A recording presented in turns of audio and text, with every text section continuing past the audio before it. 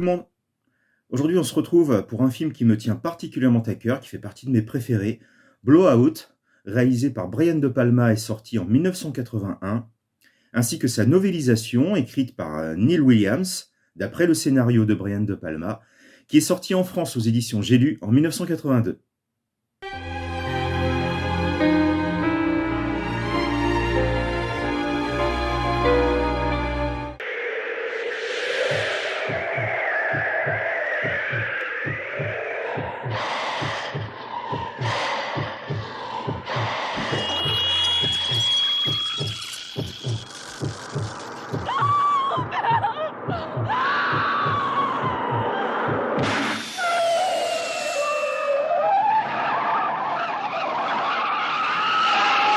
Avec Blowout, Brian De Palma va nous présenter une sorte de film somme qui va reprendre toutes les grandes théories, les grands genres et les grands développements qu'a connu le cinéma dans les années 70.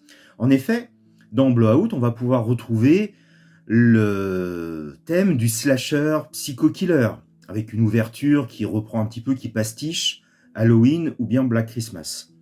Également, on va retrouver dans le film, dans l'intrigue, tout ce qui va être film d'assassinat et de complot politique. On va aussi retrouver une romance impossible et tragique entre deux êtres. Une quête de rédemption et de vérité. Un final désespérant, faisant la preuve que le système est plus fort que celui qui veut le combattre. Et tout ça va être orchestré avec maestria par De Palma à l'intérieur d'un scénario, d'un récit cadre, qui va être tout simplement celui d'un bruiteur de cinéma qui va être à la recherche du cri parfait.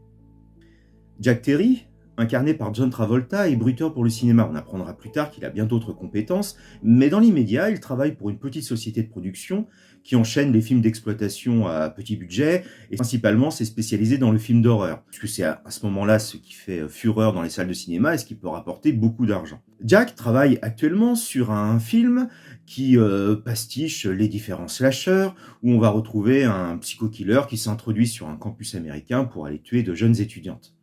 Il s'aventure jusque dans les douches, dans les vestiaires, et là, l'actrice devant jouer la victime se révèle une bien piètre crieuse.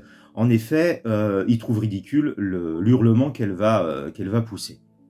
Jack, n'étant pas satisfait des différents sons d'ambiance qu'on peut retrouver dans les films, et il faut dire qu'il en enchaîne pas mal ces derniers temps, décide un soir d'aller, armé de son Agra, son enregistreur spécial, d'aller dans l'agglomération de nuit, dans un parc, sur une passerelle pour pouvoir prendre quelques sons d'ambiance et renouveler ainsi son stock. À la faveur de la nuit, il va entendre un bruit particulier qui va attirer son attention et surtout assister à un accident d'une voiture chutant dans le fleuve.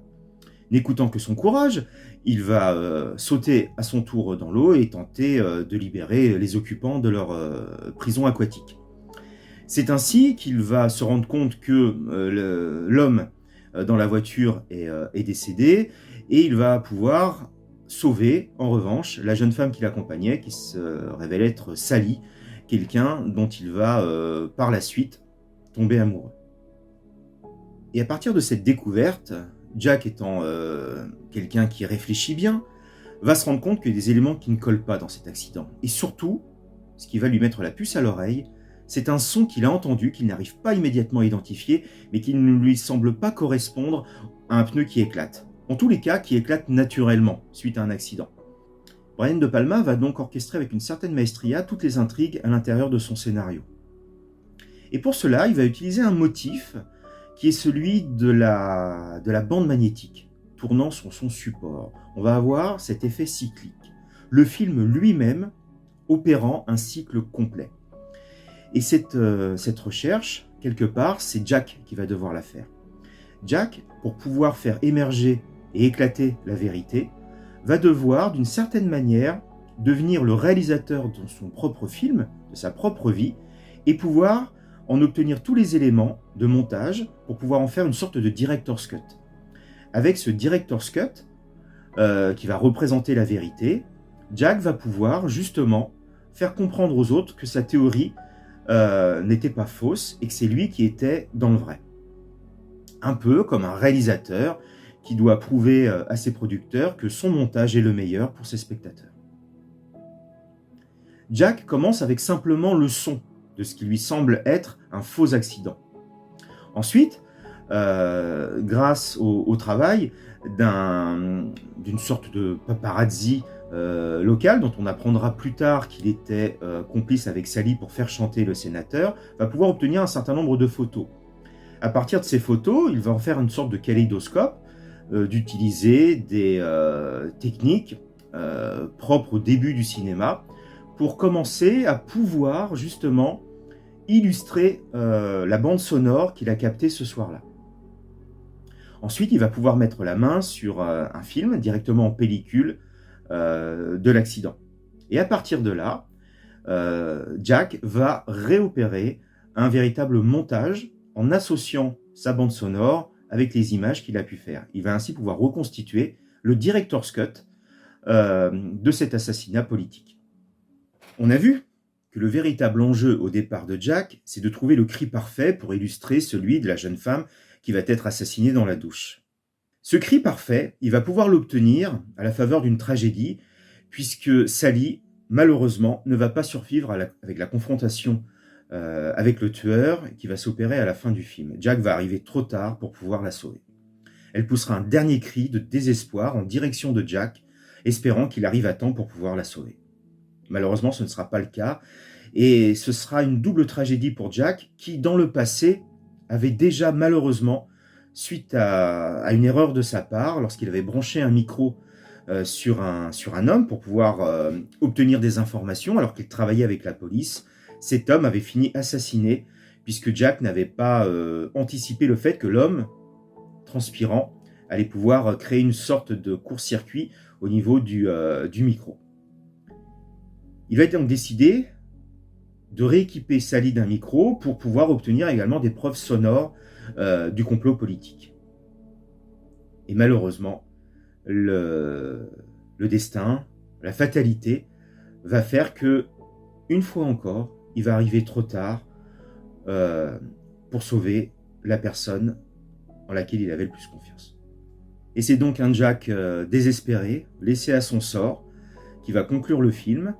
La seule satisfaction qu'il va pouvoir apporter à quelqu'un, c'est à celle du réalisateur. Donc ils sont en train de travailler sur le mixage final de ce film d'horreur bon marché, pas vraiment intéressant, pas vraiment talentueux.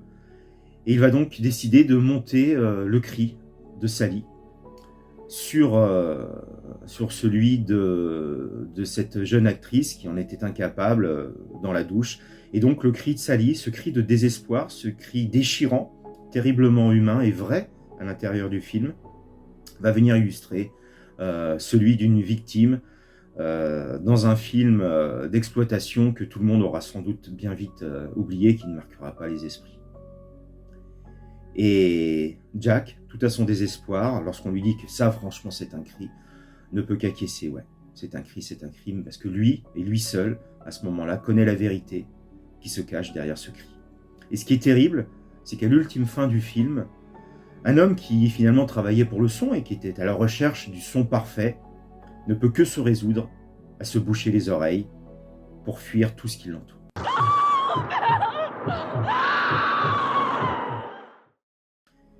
Et le film a donc lui aussi opéré sa révolution, ce mouvement circulaire comme une bobine magnétique. On est revenu au début, on cherchait un cri parfait, on l'a trouvé. Jack était dans l'auditorium en train d'écouter le mixage du film. Le mixage du film va sans doute pouvoir s'achever et le film sortir, mais lui ne sortira jamais de cette situation.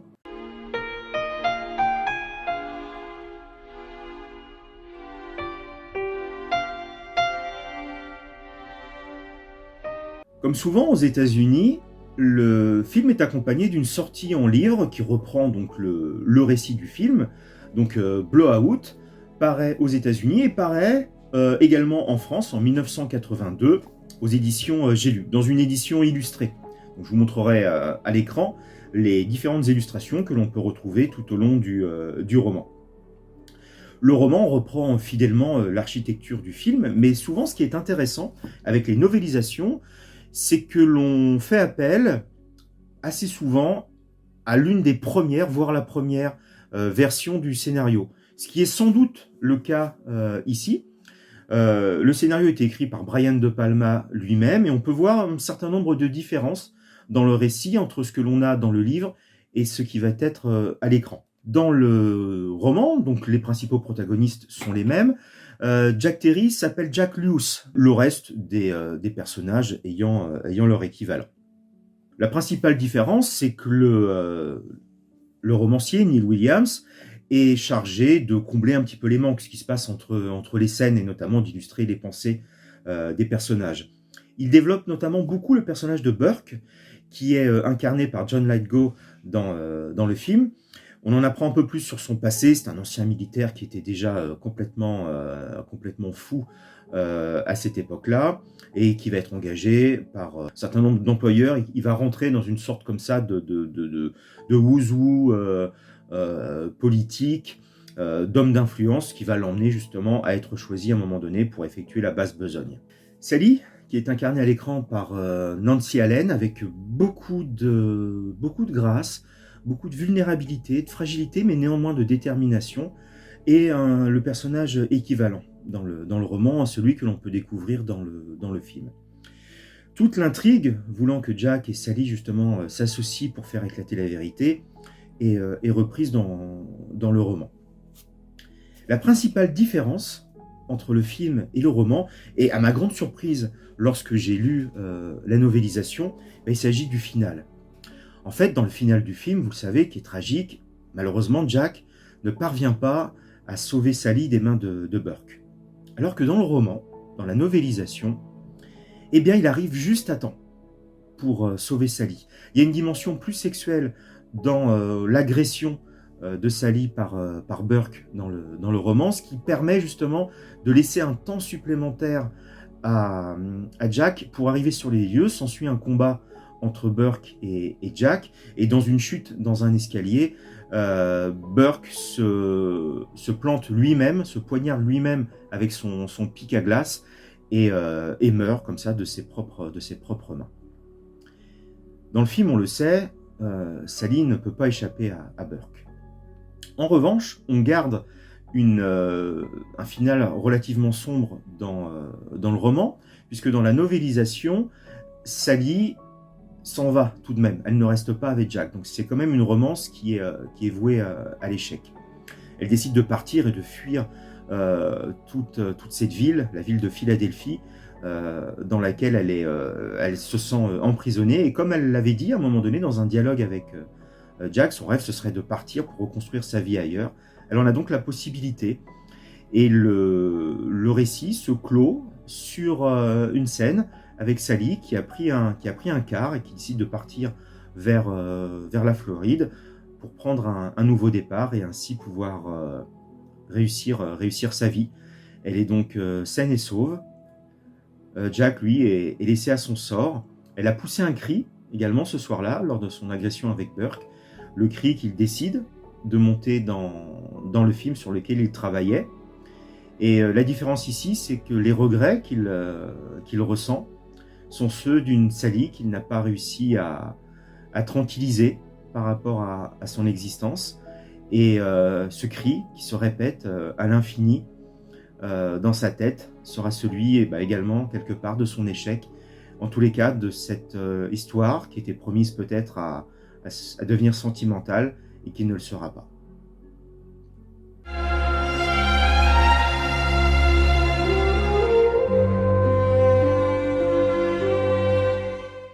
Il existe très peu d'informations sur les intentions de Brian De Palma, et notamment sur cette novélisation. Plusieurs hypothèses peuvent se construire. Peut-être qu'effectivement, la novélisation et Neil Williams s'est basé sur une précédente, voire une première ébauche du scénario, dans laquelle il était prévu à ce moment-là que Sally survive.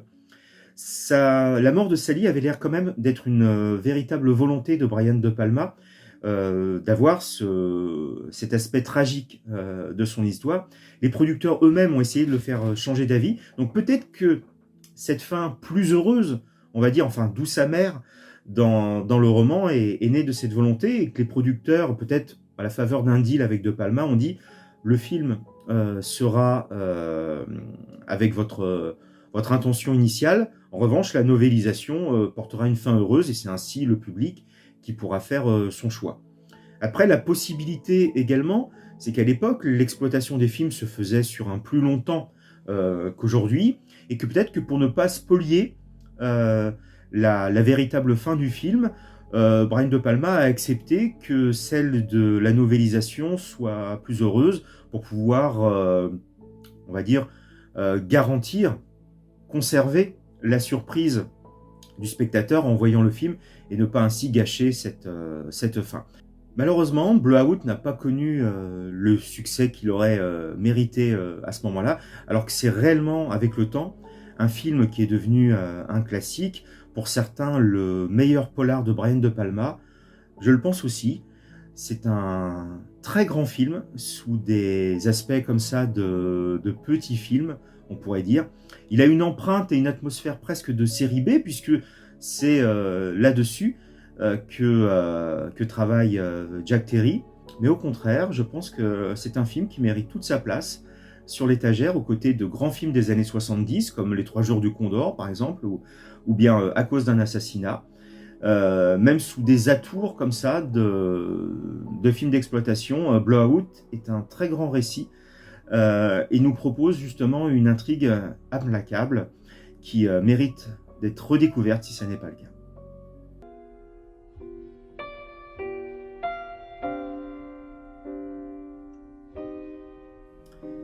Et bien, un peu comme Jack, je vais raccrocher mon micro pour cette fois-ci. Je vais débrancher mes câbles et je vais aller faire le montage de cette vidéo pour vous la proposer.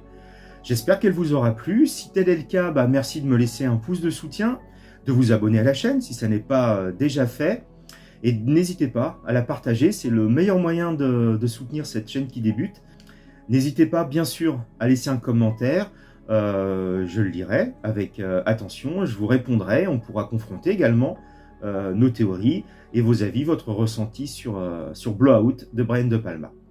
En attendant, je vous laisse. Je vous dis à très bientôt pour une nouvelle vidéo sur un autre film, sur un autre récit adapté. Et en tous les cas, prenez soin de vous.